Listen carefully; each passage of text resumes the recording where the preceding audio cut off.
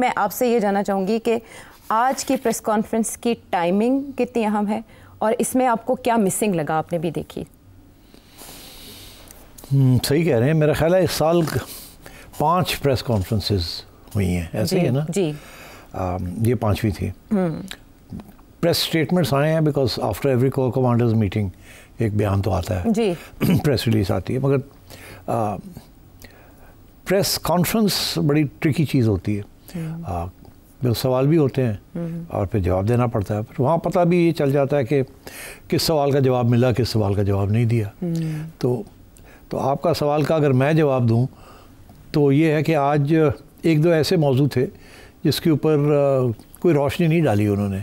हालांकि आज के दिन में एक दो ऐसे इश्यूज़ हैं जो कि जैसे कहते हैं हॉट इश्यूज़ हैं और जिसके अंदर तवक्को ये की जा रही थी कि उसके ऊपर भी कोई तबसरा होगा। एक तो ये कि जो इस वक्त रिचर्ड क्रैनल के बारे में और उनके जो बयान आ रहे हैं इमरान खान के बारे में, उसके बारे में हुकूमत पाकिस्तान की तरफ से ख्वाजा आसिफ ने भी बात की है। इसी तरीके के साथ साद रफ़ीक साहब ने भी बात की है एंड अदर्स ऑल्सो कि ये अमेरिकन इंटरवेंशन, ये इंटरफेरेंस है एंड सो ऑन। उसके ऊपर कोई मेरा ख्याल है शायद सवाल भी कोई नहीं हुआ और कोई जवाब और इसके ऊपर तबसरा भी नहीं किया। हाँ, आलमी दबाव के हवाले से वैसे सवाल भी नहीं आया। सवाल भी नहीं आया। एक दिलचस्प बात है। हालांकि आजकल सवाए उसके और कोई बात ही नहीं हो रही सोशल मीडिया पे एटलीस्ट। ये कहा जाता है कि प्लांटेड क्वेश्चंस होते हैं, पहले से सेट होते हैं। नहीं, देखिए कुछ सवाल होते हैं जो कि जिसका वजाहत करनी ISPR का काम होता है, तो वो कह देते हैं कि ये सवाल पूछना, ये पूछना, ये। तो उसके अलावा भी होते हैं सवाल जो लोग खुद पूछते हैं। हाँ, जैसे एक सवाल हुआ कि पसे पर्दा भी कोई रैंक के अफसर मुज़ाकरात कर रहे हैं, ये सवाल पूछा गया लेकिन जवाब नहीं था। तो एग्जैक्टली दिस, और ये जो मुज़ाकरात हो रहे हैं ये भी आजकल तो यही है ना बेसिक डिस्कशन कि जुडिशल कमीशन होगी नहीं होगी, क्या होगा क्या नहीं होगा। तो उसका भी उन्होंने टाल दिया। उन्होंने कहा कि हमारा कोई तल्लुक नहीं है, अगर कुछ है तो वो गवर्नमेंट कर रही होगी, हमें नहीं। और ये आपस में ऑपोजिशन गवर्नमेंट का काम है, तो उधर भी उन्होंने कोई ख़ास रोशनी नहीं डाली। हालांकि ये 2 इश्यूज़ थे, एक अमेरिका वाला और एक ये। अच्छा, इसके अलावा जो इश्यूज़ उन्होंने जिसके ऊपर अहमियत दी वो 2-3 चीज़ें थी, जिसमें से एक तो खैर अफगानिस्तान था, क्योंकि मेरा ख्याल है पहली दफ़ा नहीं दूसरी दफ़ा पाकिस्तान की तरफ से बमबारी हुई है कोस्टल पख्तिका, जहाँ के TTP वाले लोग घुसपैठी हैं और वहाँ से वो अटैक्स कर रहे हैं और बड़ी शदीद किस्म की सीरियस किस्म की अटैकिंग हो रही है पाकिस्तान की सरजमीन पे और पाकिस्तान के सिक्योरिटी फोर्सेस पे। तो that is a major issue. उसके ऊपर उन्होंने बात ज़रूर कही है और ये भी कि जी अफ़गानिस्तान गवर्नमेंट को हमने बहुत दफ़ा कहा है, TTA वाली गवर्नमेंट को, कि कुछ करें, मगर वो कुछ नहीं करते और फिर इसलिए we had to take action. तो एक तो खैर उन्होंने एक्सप्लेन किया कि प्रोवोकेशन क्या है, कितना हमारा नुकसान हो रहा है, कब से हम उनको रिक्वेस्ट कर रहे हैं, बता रहे हैं कि कुछ करें, आप रोकें इनको, और वो कर नहीं रहे हैं। तो एक तरफ तो ये उन्होंने इसकी वजाहत की है कि we were compelled to do so because of our national security. तो खैर ये तो अंडरस्टैंडेबल है, मेरा ख्याल है पता ही था सबको कि ये क्या इशू है और क्या नहीं है, कोई छुपी हुई बात नहीं थी, मगर उन्होंने फिर भी सोचा कि ज़रूरी है इसको क्लियर करना। दूसरी बात जो उन्होंने कही है जो कि मुझे बड़ी इंटरेस्टिंग लगी है, और कि उन्होंने काफ़ी हार्ड लाइन ली है PTI के ख़िलाफ़। नाम नहीं लिया मेरा ख्याल है, मगर इनडायरेक्टली PTI के ऊपर ठीक ठाक जैसे कहते हैं खड़काया है। अच्छा, जो उसमें भी कोई नई बात नहीं है, बिकॉज़ वो तो कुछ अरसे से कहा जा रहा है एस्टैब्लिशमेंट की तरफ से कि PTI का जो रोल रहा है May 9th एंड देन 26 नवंबर, ये 2 रोल्स के बारे में तो काफ़ी तबसरे होते रहे हैं। और अभी हाल ही में मिलिट्री कोर्ट के ट्रायल्स भी हुए हैं और सेंटेंसेस भी हुई है, तो उसके ऊपर भी गवर्नमेंट की तरफ से काफ़ी वजाहत आई है क्यों हुआ क्या नहीं हुआ। और आज इन्होंने भी कह दी है जिसका बेसिक यही था कि जो कुछ हुआ कानून के तहत हुआ, और अपील्स भी जो होंगी वो भी कानून के तहत होंगी और वो सिविलियन कोर्ट्स में भी होंगी। तो इसमें व्हाट्स द बिग डील, क्योंकि बड़ी इंटरनेशनल कम्युनिटी की तरफ से और PTI की तरफ से ये आ रहा है कि जी ये तो मिलिट्री कोर्ट्स हैं, सिविलियन राइट्स को ख़त्म कर दिया गया है, कॉन्स्टिट्यूशनल अमेंडमेंट जो है वो भी गलत था या इलीजिटिमेट था। तो उन्होंने कहा कि नहीं, ऑल दैट वाज लेजिटिमेट, और अभी भी राइट ऑफ अपील है and in civilian court, supreme court is the final arbiter. तो उन्होंने उसको भी सही रास्ते पे लगा दिया ताकि ये जो तनकीद आ रही है कि ह्यूमन राइट्स वायलेट हुई हैं, उनके कोई नहीं, राइट्स अपील्स है सारी जगह पे। हाँ, लेकिन उन्होंने जिस तरह कहा कि अदालत में वकला भी उन्हें दिए गए, फिर उनके अहले खाना भी मौजूद थे, फिर शवाहिद पेश किए गए, उसके बाद जाके कहीं सज़ा हुई और आगे जैसे आपने कहा हक भी है। आप कल खुसूसी अदालतों की बात कर रहे थे, यहाँ वो कह रहे हैं कि हमने सारा ड्यू प्रोसेस जो है वो कानून के मुताबिक मुकम्मल किया और हक दिया गया, फेयर ट्रायल के तहत तकाजे पूरे किए गए। तो खुसूसी अदालतों और इन अदालतों में फिर क्या फ़र्क हुआ? नहीं, फ़र्क है ना, ये मिलिट्री अदालतें थी, खुसूसी अदालतें जो है सिविलियन अदालतें, जैसे एंटी टेररिस्ट कोर्ट्स हैं वो सिविलियन, अगर उनके जरिए ये सजाएं हो जाती तो कोई इशू ना बनता, कोई इशू ना बनता। लेकिन वो भी स्पीडी ट्रायल करती ना, तो कर देती ना। तो व्हाट्स द प्रॉब्लम, ये भी तो साल लगा दिए इन्होंने जी, साल से ज़्यादा तो वो 3 महीने भी हो सकती थी। वो जजेस लगाते 10, 15, 20, और यही जो एविडेंस, तस्वीर, क्या एविडेंस है, जो एविडेंस दिखाई है वो ये वीडियो शॉट्स, तो वो तो वीडियो शॉट्स 3 दिन के बाद सब थे इनके पास, तो वही यहाँ दिखाते और सबको सजाएं हो जाती कि ये देखें ये लूट मार हो रही है, ये हो रहा है, आग लगाई जा रही है, आर्सन हो रहा है, ये हो रहा है, उसके अंदर इनको सजा दे देते और फिर वो अपीलों में चला जाता और वहाँ देखा जाता क्या होता है। अभी भी वही होगा, तो वही, तो ये इसलिए मिलिट्री कोर्ट्स में लिखे गए एक धमकी देनी थी। अच्छा। कि अगर आप ये आपने जो किया है सब कुछ, ये एक साजिश के तहत किया है और वो साजिश अभी तक प्रूव नहीं हुई, ये मैंने कल भी कहा था, आज भी मैं आपसे कह रहा हूँ, और उसका इशारा उन्होंने आज ज़रूर किया है कि ये दिस वाज अ कंस्पिरेसी।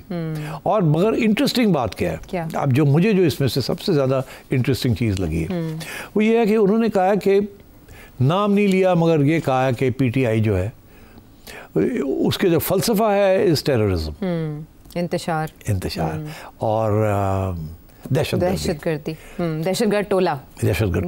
तो और उसका हिसाब उन्होंने लिया 2014 से, ये पिछले 2 इंसिडेंट्स नहीं, 2014 से हिसाब लेना शुरू किया। पार्लियामेंट पे हमला किया गया, वो सारा कुछ, धरने जो किए, लॉन्ग मार्चेस जो की, जिस किस्म की सारी चीज़ें हुई वो, और यहाँ तक ले आए हूँ। तो अगर ये तो बहुत सीरियस इंचार्ज है ना कि पीटीआई को ये कहना कि उसका जो फ़लसफ़ा है और जो उसकी प्रैक्टिस है वो है दहशतगर्दी, तो फिर तो देखिए इसके बाद तो फिर रह कुछ नहीं जाता ना।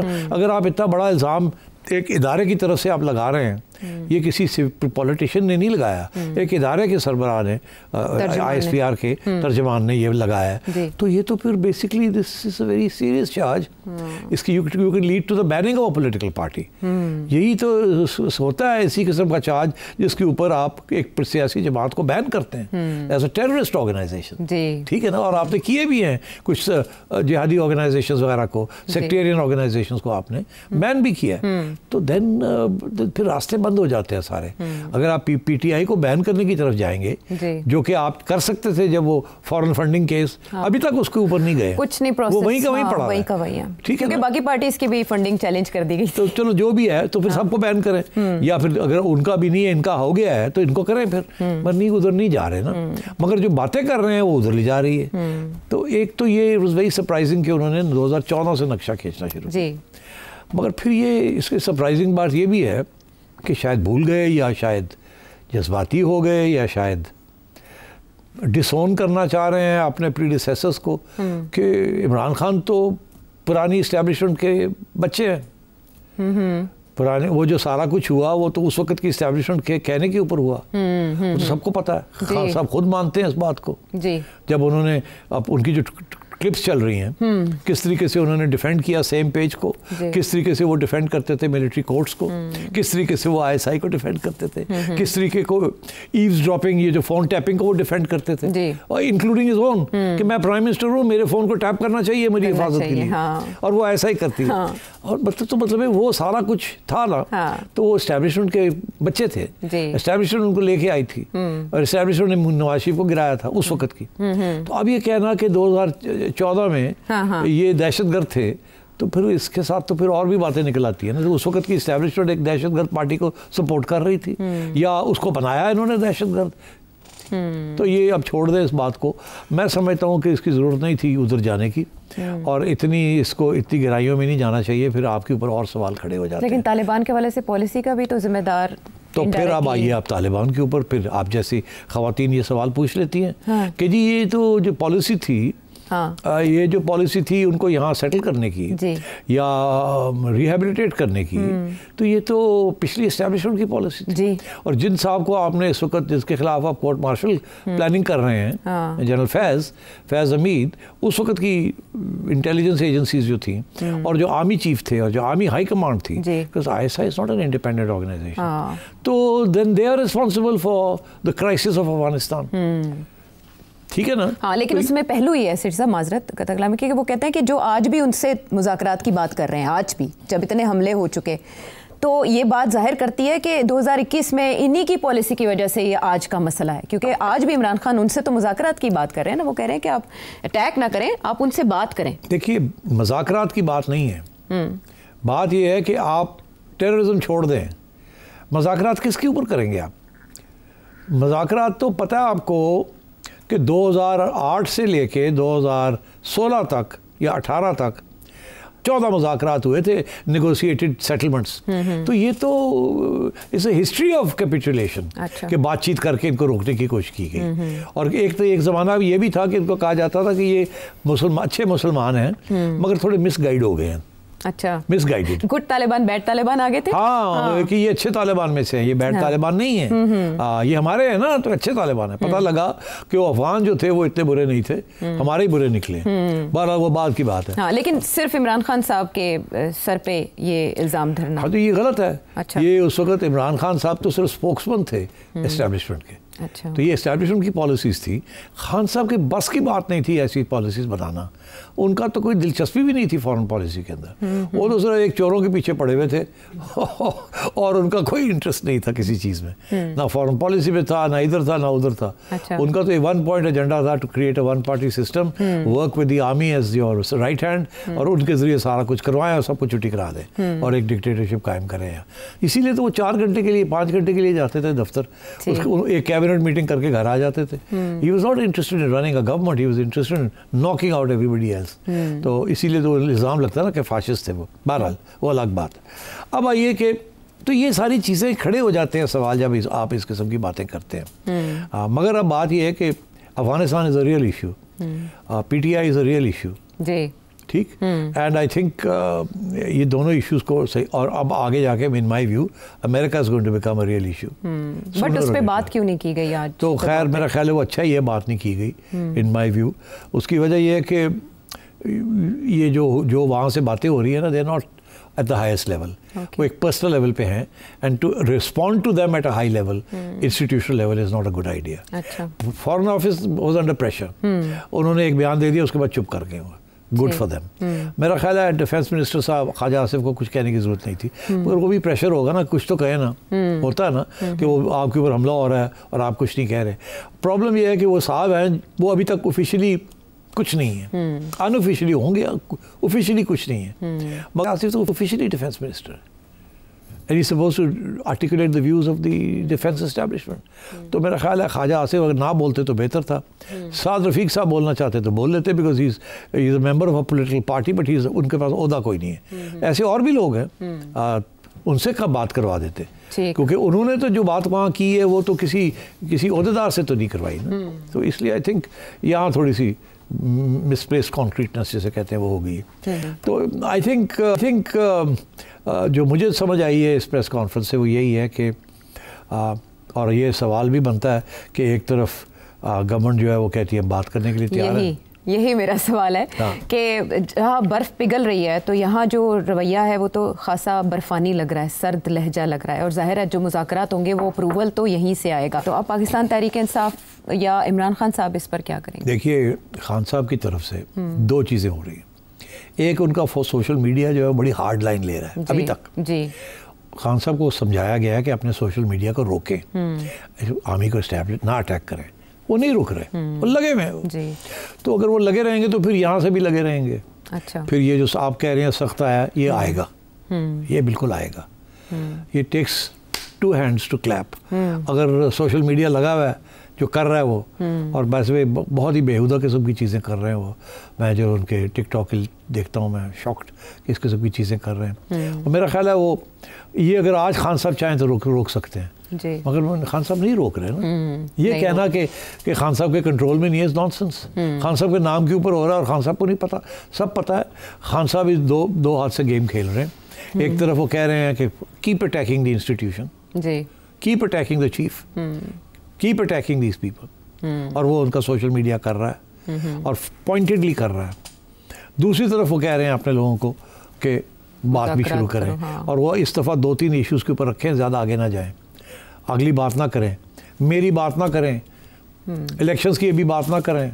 अच्छा, जो पहले उनके 4 पॉइंट्स थे ना, उनमें से 2 आ गए, अब 2 ड्रॉप कर दिए कि this is not the time to raise those. इस वक्त सिर्फ ये कि जी लोगों को रिलीज़ किया जाए और एक जुडिशल कमीशन बनाया जाए। वो भी तो टैक्टिकली चलना चाह रहे हैं, तो फिर इधर से भी टैक्टिकली उन्होंने कहा ठीक है, फिर तुसी वो चलाया तो फिर असी भी चलाने हैं। तो मेरा ख्याल है वो जो आपसे ना टॉक फाइट ये वही खाता है। इधर से भी टॉक फाइट, उधर से भी टॉक फाइट। खान साहब ने भी अपनी एक टीम फाइटिंग के लिए रखी हुई है, एक टीम टॉकिंग के लिए रखी हुई है, इन्होंने भी एक टीम रखी हुई है फाइटिंग के लिए और एक टीम रखी हुई है टॉकिंग के लिए। फाइटिंग के लिए जो है वो इंटेलिजेंस एजेंसी है इनकी, और टॉकिंग के लिए इनकी गवर्नमेंट। जी, इनकी गवर्नमेंट है। अच्छा, आज के इस प्रेस कॉन्फ्रेंस के बाद पीटीआई के मुख्तलिफ रहनुमा तो रद्द-ए-अमल दे रहे हैं, लेकिन ज़ाहिर है ट्विटर, जैसे आपने कहा, उनका सोशल मीडिया अटैक कर रहा है। क्या ये आज की गुफ्तगू काफ़ी है कि इमरान खान साहब मुज़ाकरात से पीछे हट जाएँ और जो दोबारा इनकी मीटिंग होनी है उसके लिए कोई पेशरफ ना हो सके? और नहीं, देखिए, ये कोई खान साहब अगर ये कहेंगे ना कि ये बड़ी ज़्यादती की है, हम नहीं बात करते, तो उसमें खान साहब को नुकसान है। Khan sahab is on a weak wicket right now. Khan sahab ये इम्प्लीमेंट नहीं करवा सकते अपनी ये सोशल बॉयकॉट जो ये कराना चाह रहे हैं ना, सिविल डिसोबीडियंस, ये फेल हो जाएगी। अच्छा, इट विल नॉट सक्सीड। तो अगर ये फेल हो गई तो फिर और मसले बन जाएंगे खान साहब के लिए। एक दफ़ा तो ये धरना तो फेल हो गया, ये जो एहतजाज था वो तो फेल हो गया, तो अब वो खान साहब को भी रिट्रीट चाहिए, उनको भी थोड़ी ब्रीदिंग स्पेस चाहिए। ठीक। तो मेरा ख्याल है कि both sides will continue on this path. वो social media will continue attacking, ये अपना मौक़िफ़ पक्का रखेंगे कि you are responsible for terrorism. ये धमकी इधर से उधर से धमकी ये है कि यू आर, आपने सब कुछ किया है, आपने बंदे ये कर दिए वो कर दिए, इधर से ये बयानिया चलेगा। इन बिटवीन गवर्नमेंट और जो इनकी जो टीम है वो हाफ हार्टेड किस्म की बातें चलेंगी, वो मेरे हिसाब से कहीं नहीं जाएंगी, वो मगर चलेंगी ज़रूर। वो चलेंगी, फिर टूट जाएंगी, फिर चलेंगी, फिर वो टूट जाएंगी, तो ऐसे ही काम चलता रहेगा। अभी कोई ब्रेक थ्रू का कोई इम्कान नहीं है, मगर मैं समझता हूँ अगले 2-3 महीने में डेवलपमेंट्स कुछ होंगी। मैं उधर अभी नहीं जाना चाह रहा, मैंने 1-2 पेशेंट गोइयाँ भी की हुई हैं। वी वेट एंड सी कि ये कैसे डेवलपमेंट होती है। हाँ, ज़्यादा दूर नहीं है, 2-3 माह। हाँ, और क्या। हाँ, अच्छा, आलमी दबाव पर इस प्रेस कॉन्फ्रेंस में तो नहीं बात हुई, लेकिन बिलावल भुट्टो जरदारी ने आज बीबी की बरसी के मौके पर ज़रूर ये कहा है इनडायरेक्टली कि इनकी ख्वाहिश है कि कोई मुसलमान मुल्क एटमी ताकत ना हो। इमरान खान बहाना है, इनका निशाना पाकिस्तान का एटमी प्रोग्राम है। हाँ, वो कितनी दूरस और गहरी बात लगती है ये। बात है, ये तो मैंने कहा था जी कि अगला साल ईरान के अंदर रेजीम चेंज और न्यूक्लियर प्रोग्राम के ऊपर अटैक आएगी from Israel and America and their allies.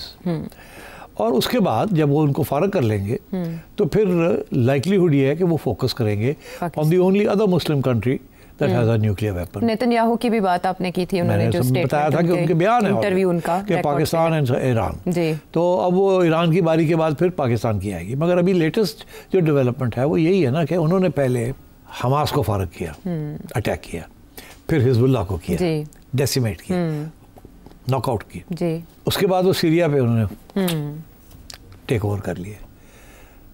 अब ईरान की बारी है, मगर उससे पहले एक चौथा हिस्सा रह गया है एक्सेस का ऑफ रेजिस्टेंस, जिसको ईरान कहता था एक्सेस ऑफ रेजिस्टेंस। उस एक्सेस ऑफ रेजिस्टेंस का एक हिस्सा रह गया है यमन, हूथीज। तो कल इजराइल ने डायरेक्ट अटैक शुरू कर दिए हूथीज के ऊपर। सो नाउ अब वो अगले 4-6 महीने they are going to knock out the Houthis और वहाँ रेजीम चेंज करवाएंगे। Okay, and then will come the turn of Iran. Right. So next year is going to be very significant. Israel expansionism backed by America, regime change in Iran and in Yemen, and then once उसको जब wrap up कर लेंगे, so then they will have time to turn to Pakistan. और वो Israel will focus on Pakistan, America will continue to focus on China and Russia. ठीक है. So I think, but of course the Americans and the Israelis are one. And we have to wait and see. पहली कोशिश यही होगी कि किसी तरीके के साथ यहाँ रेजीम चेंज करवाई जाए पाकिस्तान के अंदर और कोई प्रो अमेरिका और प्रो इसराइल रेजीम आए यहाँ। वो तो मुमकिन नहीं है। अगर उनकी उम्मीद है कि इमरान खान वो रोल प्ले करेगा तो कोई गारंटी नहीं है वो करेगा या नहीं करेगा। इल्ज़ाम तो लग रहा है खान साहब के ऊपर कि उनके जो रिश्तेदार हैं they are part of big Jewish lobby and so on and so forth, मगर उनकी तरफ से डिनाइल भी आई है कि ऐसी कोई बात नहीं है and so on and so fourth. तो मेरा ख्याल है next year is going to be very interesting. Developments in America, Trump, developments in the Middle East, reshaping of the Middle East, Iran, and I think हमारे यहाँ Imran Khan, establishment, economic growth or stagnation, instability, terrorism, India-sponsored terrorism from Afghanistan to Pakistan, which is taking a very heavy toll.